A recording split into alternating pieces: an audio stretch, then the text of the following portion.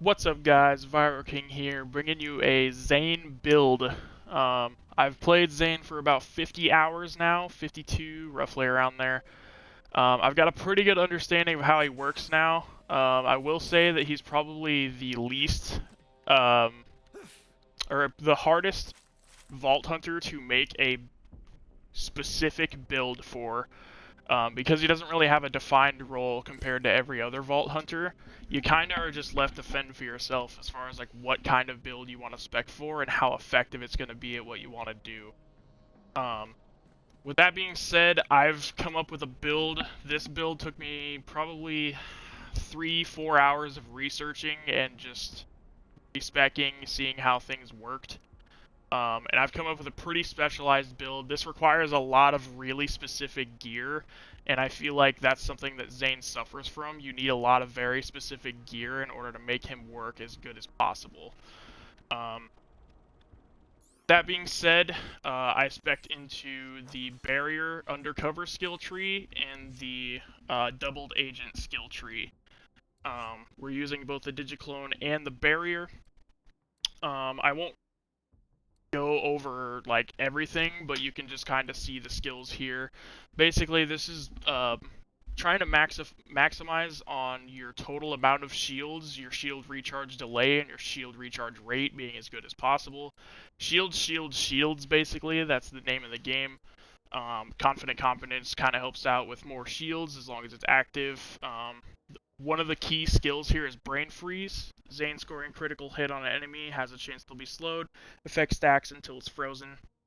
This works really well with the Rowan's Call, legendary assault rifle that I'll be using for this build. The two augments that I use were nanites or some shite, better shield recharge delay while near the barrier, and then all-rounders so that you take less damage. Like I said, this build is shields, shields, shields, so there's a lot of shields going on here.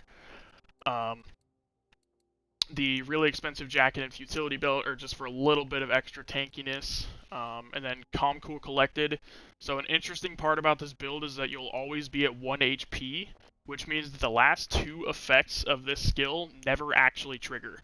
You'll only have Freeze Enemy and Shield will begin recharging. That's the only effect you'll ever get from this build because of the artifact that I'm using. It's still worth it though, because just in case you need an extra way to charge your shield, this is it right here. Whereas if you go into the doubled agent skill tree, this is all about making the clone stronger. We did everything in the middle tree, everything on the top, and then all but one on the right side. Trick of the Light just helps for some extra damage. I only did Duct Tape Mod just to get further down the skill tree. It's not really necessary, I don't think.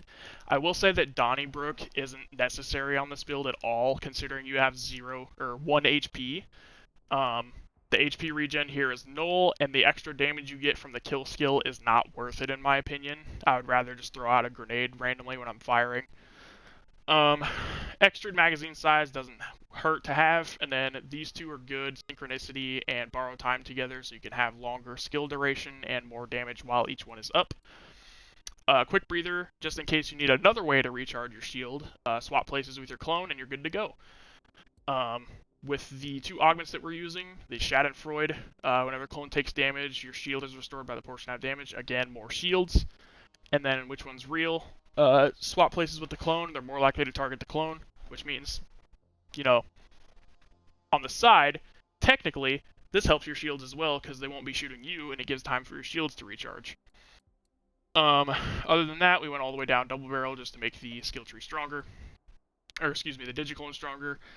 Now here's where the specifics come in. I'd say the only things that are truly necessary for this build, I say only things, but it's 4 items. Transformer Shield, Cold Warrior class mod, Deathless Artifact, and Rowan's Call. So I'll go ahead and start with Rowan's Call. Rowan's Call is a legendary Jacob's Assault Rifle that's automatic. At least the one I have is. When you score a critical hit, it returns 2 bullets to the magazine and ricochets 2 bullets at nearby enemies. This is very, very strong, especially coupled with the Brain Freeze skill. You'll be getting so many critical hits on an enemy and they'll freeze, guaranteed. And if they have a lot of health, you'll be getting endless critical hits the entire time, and bullets are ricocheting around, freezing other enemies, and applying status effects due to our legendary class mod. It's very good. Very, very, very good. Um, the shield, I feel like this shield is the only shield you can use with this build. If you get shock damage done to you, this build does not work at all. Like, if you get hit, if you're fighting Kilovolt, this build, no, you can't do this. Transformer basically nullifies the only weakness of this build's tankiness, which is shock damage. Instead of taking shock damage, you get added it to your shields. And you get a 40% chance to absorb bullets into your ammo count, which is super nice. Which is just another thing that prevents damage from happening to you. Old Warrior class mod. Whenever you freeze an enemy, a random status effect is applied to them instantly. Out of the 5 legendary class mods I've discovered for Zane, this is the only one that works with this build effectively, I'd say. All the other ones are like meh. And the most important thing in this build, arguably, is the Deathless artifact. I rolled probably a closest you can possibly get to a god roll on this. Deathless artifact reserves all but 1 health. You get plus 100% shield capacity, plus 25% shield recharge rate, and minus 20% shield recharge delay. Every Deathless artifact you find is going to have those. The augments and the effect that you get are random, though. So the 3 augments I got, magazine size, melt chance, and action skill cooldown rate, all really, really solid. I'd say melt chance is the one that's not really the greatest, but I mean, it's there, it helps. And then I got Icebreaker as the prefix, which is godlike, increased damage to frozen targets. Especially since I'm going to be freezing a lot of things, this helps tremendously. And then, like, just a decent grenade mod doesn't really matter. I like the Epicenter, personally. The rest of the weapons don't really matter. I just kind of use things that I like.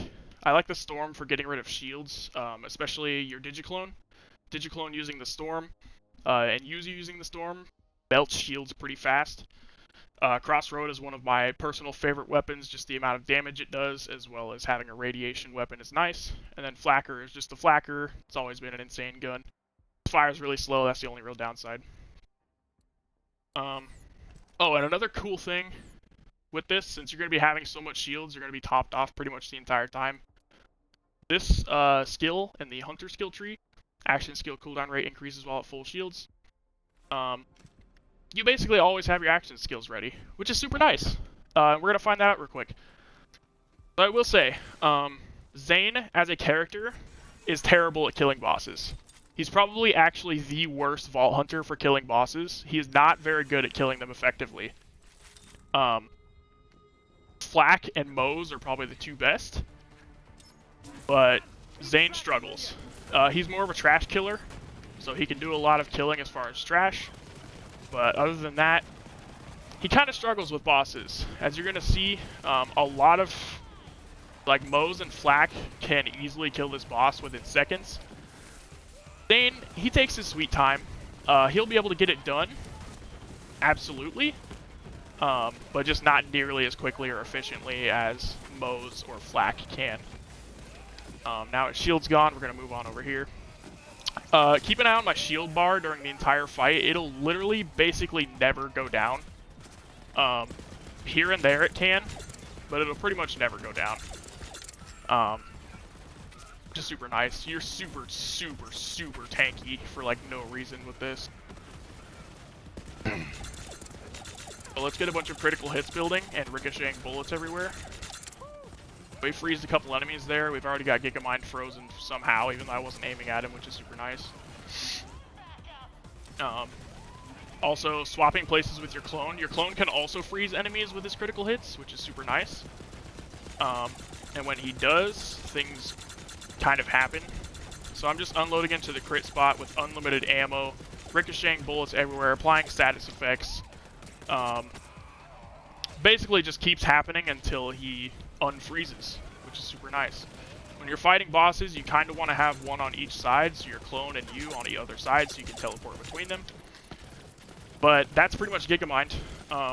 Like I said, not as quick as like Moze or Black would do, but it's really solid. My shield basically didn't go down at all during that entire fight, which is super nice.